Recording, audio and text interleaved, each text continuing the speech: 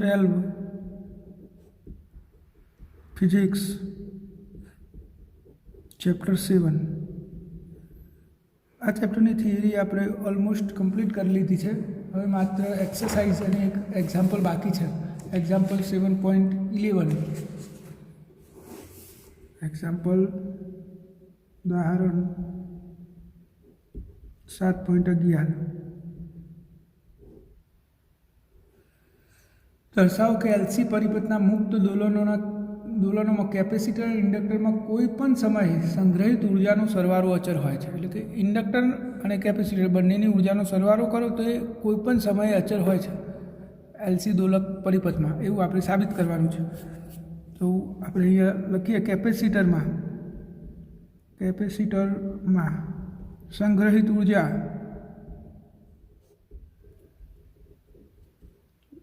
U E બરાબર Q²/2C આપણું સૂત્ર છે. અને ઇન્ડક્ટરમાં સંગ્રહિત ઉર્જા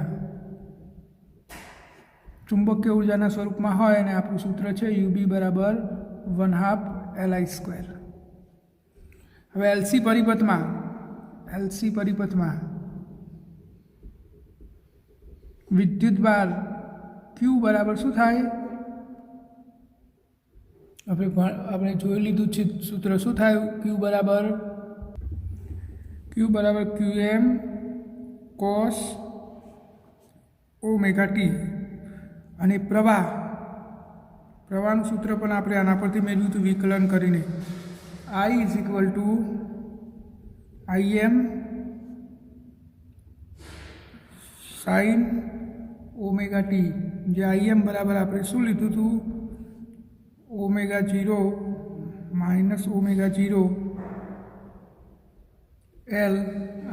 QM sin ઓમેગા ટી. આ આપણું પ્રવાહનું સૂત્ર છે અને આપણા વિદ્યુતભારનું સૂત્ર છે.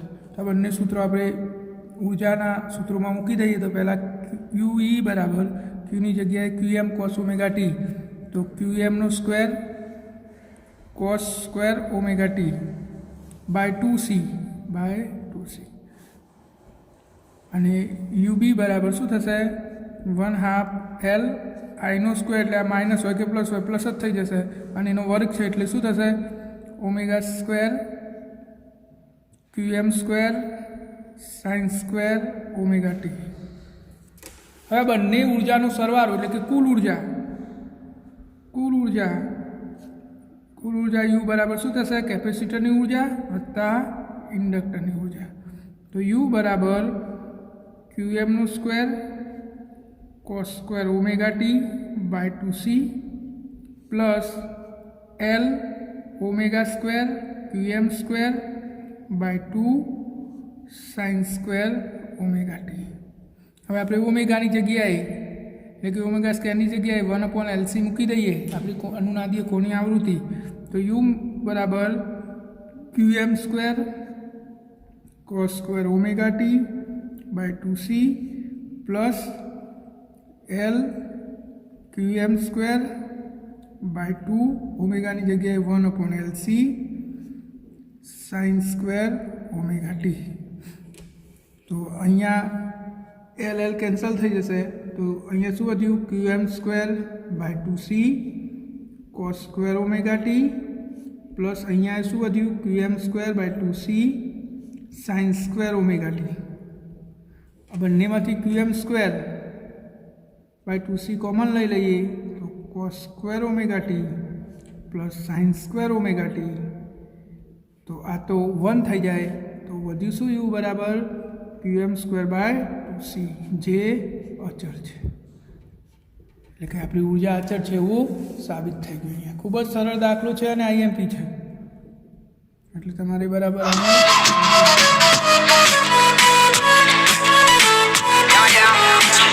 એક્સરસાઇઝ 1 સ્વાધ્યાય 7.1 200 વોલ્ટ આપેલું છે, પણ વાસ્તવમાં 220 વોલ્ટ છે. 220 વોલ્ટ, V બરાબર 220 વોલ્ટ અને 50 હર્ટ્ઝ આવૃત્તિ સાથે 100 ઓહ્મનો અવરોધ જોડેલ છે એટલે કે R બરાબર 100 ઓહ્મ. તો પરિપથમાં પ્રવાહનું RMS મૂલ્ય કેટલું હશે? આપણે પ્રવાહનું RMS મૂલ્ય શોધવાનું છે. તો અહીંયા VRMS તો આપેલો જ છે અને માત્ર અવરોધ ધરાવતા પરિપથમાં માત્ર અવરોધ જ છે. જુઓ, માત્ર અવરોધ ધરાવતા પરિપથમાં ઇમ્પિડન્સ Z બરાબર શું થાય? જો આખું સૂત્ર હું અહીંયા લખું તો વર્ગમૂળમાં Z બરાબર R² plus omega L minus 1/ωc નો વર્ગ. આ આપણું ઇમ્પિડન્સનું આખું સૂત્ર છે. અહીંયા કયો અવરોધ છે? કયો પરિપથ છે? માત્ર અવરોધ. તો અવરોધ સિવાય બધું 0 થઈ જાય તો ઇમ્પિડન્સ Z બરાબર શું થઈ જાય? આ 0. આરનો વર્ગ ના વર્ગમૂળ એટલે વધ્યો શું? R. તો ઇમ્પિડન્સ શું થઈ જશે? Z. હવે આપણું પ્રવાહનું સૂત્ર તો I બરાબર V/Z અને ઝેડની જગ્યાએ તો શું છે? R. તો V/R. V કેટલો? 220 વોલ્ટ અને R કેટલો છે? 100. તો 2.2 એમ્પિયર. આ IRMS આવી ગયું. IM કહે એટલે કે મહત્તમ કહે તો IM બરાબર આપણું સૂત્ર છે IRMS બરાબર IM/√2. તો IM બરાબર I × √2 અને આપણને ખાલી IRMS જ શોધવાનો કીધો છે. એનો પાર્ટ B જે છે એ આપણા સિલેબસમાંથી કેન્સલ થયેલો છે એટલે આપણે ગણવાનો નથી. 7.2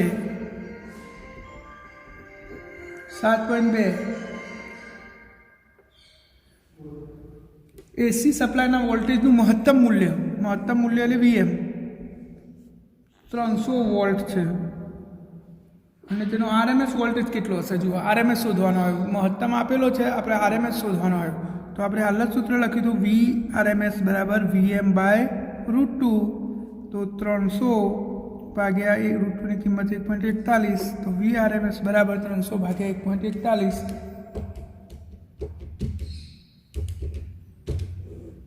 212.76 વોલ્ટ.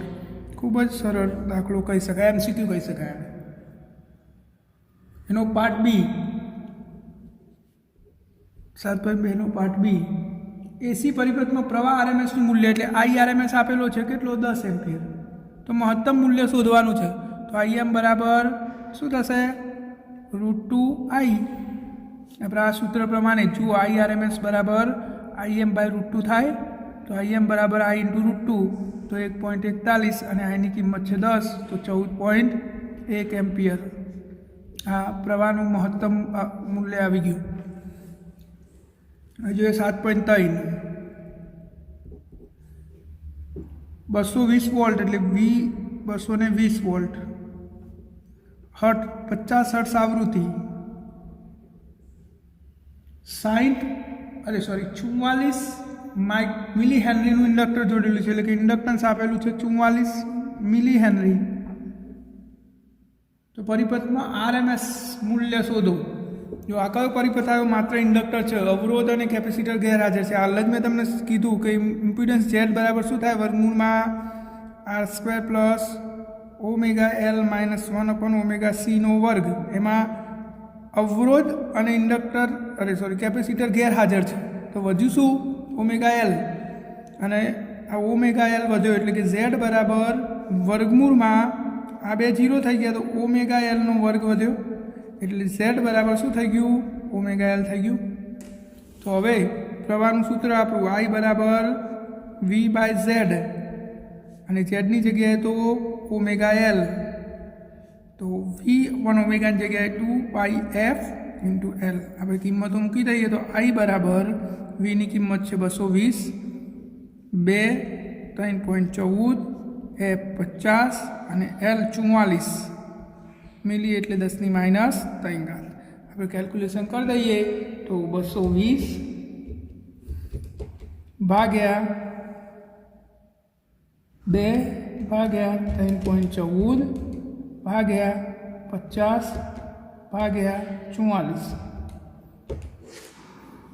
0.0159 ગુણ્યા 10⁻³ ઉપર જશે એટલે +3 તો 15.9 એમ્પિયર આ પ્રવાહનું મૂલ્ય આવ્યું. એટલું આવ્યું 15.9 એમ્પિયર. તો ખૂબ જ સરળ દાખલો છે. હવે જોઈએ આપણે 7.4 110 વોલ્ટ એટલે V બરાબર 110 60 હર્ટ્ઝ આવૃત્તિ અને 60 માઇક્રોફેરેડનું કેપેસિટર તો પરિપથમાં પ્રવાહનું RMS મૂલ્ય શોધો જો ફરીથી ઝેડ વાળું સૂત્ર તમે જુઓ તો આમાં એકલું કેપેસિટર હાજર છે એલ અને આર બે ગેરહાજર છે તો ઝેડની કિંમત શું થશે જુઓ ઝેડ બરાબર વર્ગમૂળમાં આ બે ગેરહાજર -1/ωc નો વર્ગ એટલે માઇનસનો વર્ગ પ્લસ થઈ જાય વર્ગમૂળ કેન્સલ તો ઝેડ બરાબર 1/ωc હવે આપણે આ પ્રવાહના સૂત્રમાં કિંમત મૂકી દઈએ તો I બરાબર V/Z ની જગ્યાએ 1/ωc આ ωc ઉપર જતું રહે તો I બરાબર V/ωc ઓમેગાની જગ્યાએ શું થશે 2πf આ V × C કિંમતો મૂકી દઈએ 2 3.14 F 60 V 110 અને C 60 માઇક્રોફેરેડ એટલે 10⁻6 હવે આપણે કેલ્ક્યુલેશન કરી દઈએ તો 2 × 3.14 × 60 × 110 × 60 જવાબ થયો 2 48 68 80 × 10⁻6 1 2 3 4 5 ને 6 2.48 અથવા 49 એમ્પિયર તો બધા દાખલા લગભગ એક સરખા જ છે ખાલી તમારે સમજવું પડે કે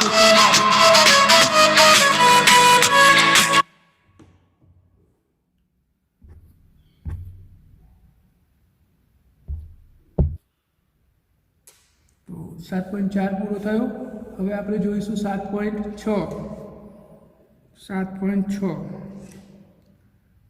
L બરાબર 2 હેનરી C बराबर 32 माइक्रोफेरेड R बराबर 10 ओम तो अनुनादी आवृत्ति शोधवानी है तो LCR परिपथ में अनुनाद दी आवृत्ति अपने खबर है ओमेगा R बराबर 1/√LC तो 1/√L ની કિંમત 2 C ની કિંમત 32 માઇક્રો એટલે 10⁻100 1 ભાગ્યા 32 64 64નું વર્ગમૂળ 8 અને પેલી 10⁻100નું વર્ગમૂળ 3 તો 1 ભાગ્યા 8 0.125 ગુણ્યા 10⁻3 ઉપર જાય એટલે પ્લસ તો 125 રેડિયન પર સેકન્ડ આ અનુનાદીય કોણીય આવૃત્તિ આવી ગઈ બીજું શું શોધવાનું કીધું છે અને ક્યુ ફેક્ટર ક્યુનું મૂલ્ય तो Q फैक्टर Q बराबर शू थाय 1/√L/C 1/R R ની કિંમત કેટલી આપેલી છે 10 √L L ની કિંમત કેટલી 2 અને C ની કિંમત કેટલી 32 માઇક્રોફેરેડ 10⁻6 તો આ દાખલો લખી દે જોડે જોડે લખતા રહેજો તો Q બરાબર 1/10 વર્ગમૂળમાં 2 ભાગ્યા 32 એટલે કે 1/16 ગુણ્યા 10⁻6 ઉપર જાય એટલે 100 તો હવે આપણે વર્ગમૂળ સીધું કાઢી શકીશું 1/10 10⁻6નું વર્ગમૂળ પેલા 10⁻6નું વર્ગમૂળ 10⁻3 અને 16નું વર્ગમૂળ 4 તો 1/40 0.025 ગુણ્યા 10⁻3 therefore 25 ક્યુનું મૂલ્ય શું આવ્યું 25 ક્યુ ફેક્ટર આવ્યો 25 હવે આપણે નેક્સ્ટ દાખલો જોઈશું 7.8 ના સોરી 7.7 બાકી રહી ગયું તો સ્વાધ્યાય 7.7 27 મિલી હેનરી એટલે કે L બરાબર 27 મિલી હેનરી અને 30 માઇક્રોફેરેડનું કેપેસિટર એટલે C બરાબર 30 માઇક્રોફેરેડ સંપૂર્ણ વિદ્યુત ભારિત કરેલ કેપેસિટર છે તો આ પરિપથમાં થતા મુક્ત દોલનોની કોણીય આવૃત્તિ કેટલી હશે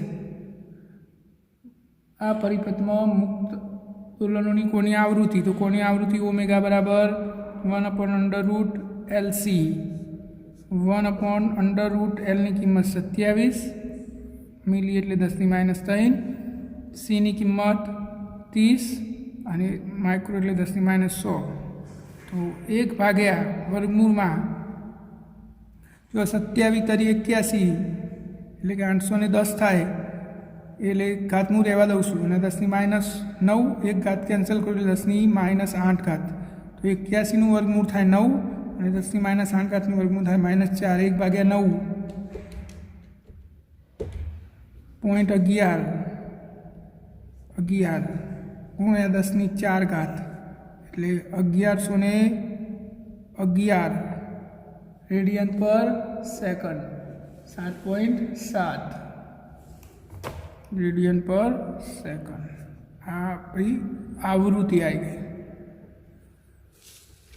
ખૂબ બધા દાખલા આવા ખૂબ સરળ છે, એટલે શાંતિથી તમે ચોપડામાં લખીને જોશો તો આવડી જશે. 7.8 સ્વાધ્યાય 7.8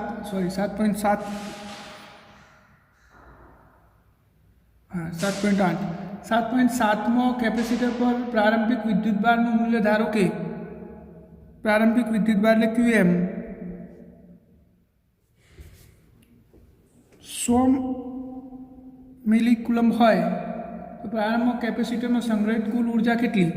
તો કુલ ઉર્જા U બરાબર QM²/2C કુલ ઉર્જા.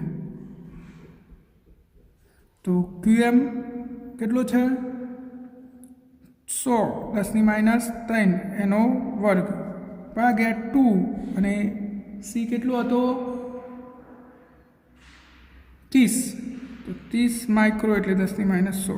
તો આ 100નો વર્ગ 36 10⁻100 ઘાત નીચે 30 × 60 ગુણ્યા 10⁻100 ઘાત. 10⁻100 ઘાત 100 ઘાત કેન્સલ તો 36/60 0.6 જૂલ. હવે આ સમય જશે એમ બદલાશે તો ના બદલાય. આ ઉર્જા આપણે આગળનું ઉદાહરણ જોયું, આ ઉર્જા સમય સાથે અચળ છે. હમણાં આપણે જ ઉદાહરણ જોયું 7.11 કે આ ઉર્જા તો અચળ હોય તો ઉર્જા બદલાતી નથી. હવે જોઈએ આપણે 7.10. એક રેડિયો MW બ્રોડકાસ્ટ બેન્ડ પર 800 કિલોહર્ટ્ઝથી 1200 કિલોહર્ટ્ઝ આવૃત્તિના ગાળામાં ટ્યુનિંગ કરી શકાય છે. એટલે કે F1 બરાબર 800 કિલોહર્ટ્ઝ અને F2 બરાબર 1200 કિલોહર્ટ્ઝ. જો તેના LC પરિપથમાં 200 માઇક્રો હેનરીનું ઇન્ડક્ટર હોય, ઇન્ડક્ટરની કિંમત આપેલી છે આપણને 200 માઇક્રો હેનરી, તો ચલ કેપેસિટરની રેન્જ કેટલી હોવી જોઈએ? એટલે કે આપણે C1 અને C2 શોધવાનું છે. તો આપણું સૂત્ર તો આપણે જાણીએ જ છે, ઓમેગા બરાબર 1/√LC. તો ઓમેગાની જગ્યાએ હું 2πf લખી દઉં તો 1/√LC. હવે બે બાજુ વર્ગ કરું તો શું થશે? જો આનો વર્ગ કરો તો 4π² f² = 1/LC. આપણે C શોધવાનું છે તો C બરાબર 1/4π² f² × L. આપણું કેપેસિટર શોધવા માટેનું સૂત્ર થઈ ગયું. એમાં આપણે આટલા અચળાંકની કિંમત શોધી કાઢીએ કાં તો અલગ અલગ શોધીશું તો પણ ચાલશે. C1 બરાબર 1/4π² f² એટલે કે f1² × L. આ C1 મળી જશે આનાથી. તો આપણે કિંમતો મૂકી દઈએ આમાં. તો C1 બરાબર 1/4 પાઈની કિંમત 3.14 એનો વર્ગ. F1 કેટલો છે? 800. જો 800 કિલો એટલે 10⁻³ ઘાત અને એનો પાછો વર્ગ ગુણ્યા L કેટલું છે? 200 માઇક્રો એટલે 10⁻6. તો આપણે આટલું ગણવું પડે તો 1/ ગુણાકાર કરી દઈએ આપણે. જો 8ની આ બે ઘાતને આમાં લઈ લઈશું એટલે 10⁵ ઘાત થઈ જાય, એટલે 8નો વર્ગ 64 ગુણ્યા 3.14 ગુણ્યા 3.14 ગુણ્યા 4 ગુણ્યા આ 2 જ લઈશું ધ્યાનમાં 2. તો જવાબ થયો 5048.1 ગુણ્યા, હવે ગાતો ગણી લઈએ તો જો આ 5નો વર્ગ 10 आ 10 ની 2 ઘાત આમાં ગણેલી છે, 5 ઘાત થઈ 5 નો વર્ગ 10, 10 ને 2 12, 12 માંથી 6 જાય તો 10 ની 6 ઘાત. તો આપણે હવે ભાગાકાર કરી દઈએ તો 1 ભાગ્યા 50 48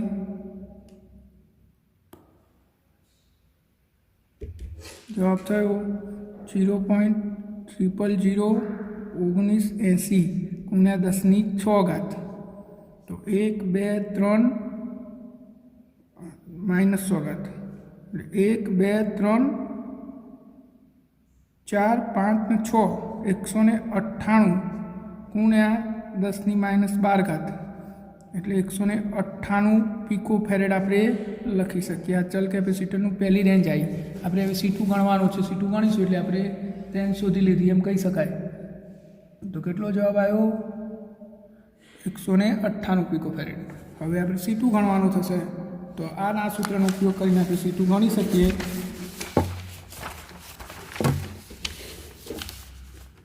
C2 બરાબર 1/4π² F2 નો સ્ક્વેર L.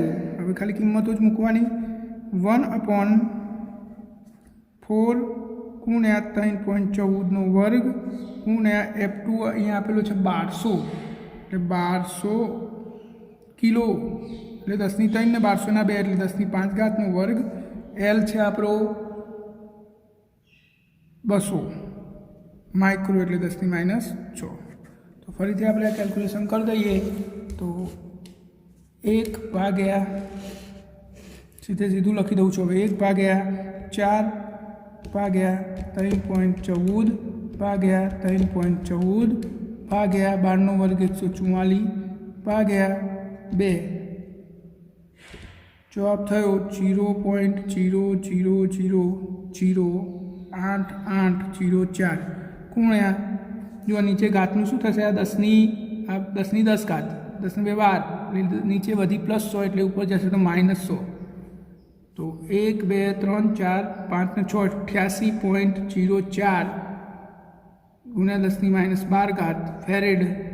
તો 88.04 પીકો ફેરેડ. આ આપણી C2 આવી ગયો. C1 અને C2 બંને આવી ગયા છે. આવ્યો 88. કેટલો આવ્યો? 88 પીકો ફેરેડ. આપણે આગળનો દાખલો જોઈએ 7.11. લાસ્ટ દાખલો છે આપણો આ સ્વાધ્યાયનો. બધાનો સ્વાધ્યાય આપણે ગણવાનો નથી કારણ કે સિલેબસમાંથી કેન્સલ થયેલ છે. તો અહીંયા આપણને LCR શ્રેણી પરિપથ આપેલો છે. શું આપેલું છે? L C અને R પરિપથ શ્રેણી પરિપથ. આપણું ઉદ્ગમ R C L. તો પરિપથનો અનુનાદની સ્થિતિમાં લાવવા માટે સ્ત્રોતની આવૃત્તિ. તો અનુનાદ આવૃત્તિ તો આપણને ખબર છે સૂત્ર અનુનાદ આવૃત્તિ જેને આપણે ω0 અથવા ωr કહીએ છીએ 1/√LC 1/√L ની કિંમત આપેલી છે આપણને 5, C ની કિંમત આપેલી છે 80 માઇક્રો એટલે 10 ની -100, 8 × 45 400 ગુણ્યા 10 ની -100, 400 નો વર્ગમૂળ થાય 20, 1/20 ગુણ્યા 10 ની -3 ઘાત, 1/20 એટલે 0.05 અને આ 10 ની 3 ઘાત તો 50 રેડિયન પર સેકન્ડ.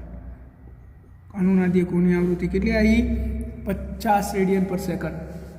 હવે અનુનાદ આવૃત્તિય પરિપથનો ઇમ્પિડન્સ અને પ્રવાહનો કંપ વિસ્તાર શોધો. અનુનાદ માટે Z. તો જુઓ Z બરાબર શું થાય? વર્ગમૂળમાં R² + XC - XL નો વર્ગ. આ આપણું સૂત્ર છે. અથવા તો ωL - 1/ωc નો વર્ગ લખો તો ચાલે. અનુનાદ થાય ત્યારે શું થાય? અનુનાદ માટે XC બરાબર XL એટલે કે XC બરાબર XL થઈ જાય તો આ 0 થઈ ગયું. તો Z બરાબર શું થઈ ગયો? R. તો Z બરાબર R. તો આની કિંમત તો આપણને આપેલી છે 40 ઓહ્મ. તો Z મળી ગયો. આ વખતે આપણે પ્રવાહનું RMS મૂલ્ય કંપ વિસ્તાર શોધવાનો છે. તો I બરાબર V/Z. તો I બરાબર V કેટલો? 230 અને Z કેટલો? 40. તો 230 ભાગ્યા 40 5.75. આ આવ્યો પ્રવાહ RMS આપણે IM શોધવાનું છે. તો IM બરાબર √2I થાય. તો √2I એટલે 1.41 અને I એટલે 5.75. તો 1.41 વડે ગુણી દો તમે આને તો 8.1 એમ્પિયર આ IM આવી ગયું. હવે શું શોધવાનું છે? પરિપથના ત્રણેય ઘટકોના બે છેડા વચ્ચેનો RMS વોલ્ટેજ એટલે કે વિદ્યુત સ્થિતિમાનનો તફાવત ત્રણેય વચ્ચે આપણે VR, VC અને VL શોધવાનું થાય. તે શોધવું હોય તો સૌથી પહેલાં આપણે XL શોધવું પડે. XL બરાબર ω_L અને ω_L એટલે 2πf × L. 3.14 આવૃત્તિ આપેલી છે આપણી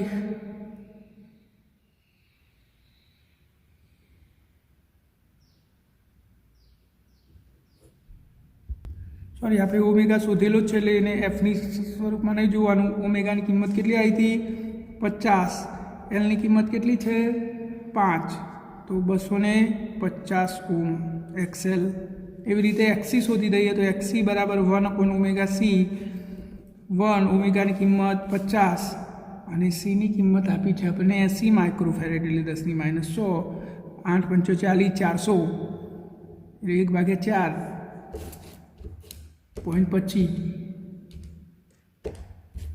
0.25 અને 10⁻2 10⁻4 એટલે 10⁻4 એટલે 25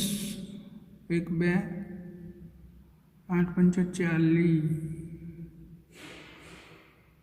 25 × 10⁻2 ઓમ. તો હવે આપણે ઇન્ડક્ટરના બે છેડા વચ્ચે કેપેસિટરના બે છેડા વચ્ચે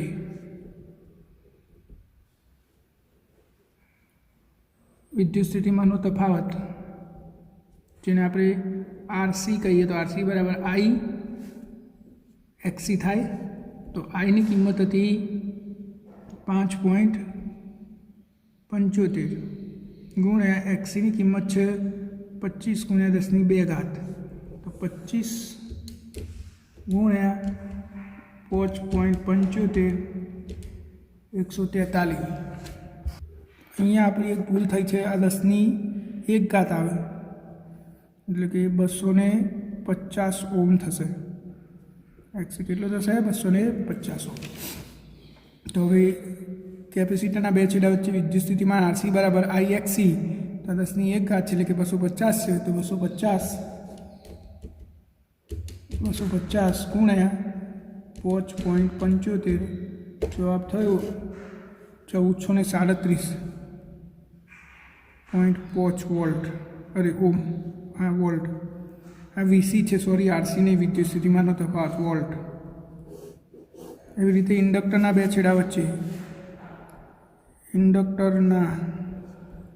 છેડા વચ્ચે PD એટલે VL એમાં થશે IXL. I હતો 5.75 અને પેલું તો એટલું ને એટલું જ 250 જ. તો જવાબ થયો 1437.5 વોલ્ટ. અને છેલ્લે અવરોધના બે છેડા વચ્ચે વોલ્ટેજ. તો અવરોધના બે છેડા વચ્ચે PD એને VR કહી દઈએ તો IR. I છે આપણું 5.75 અને R આપણો આપેલો છે 40.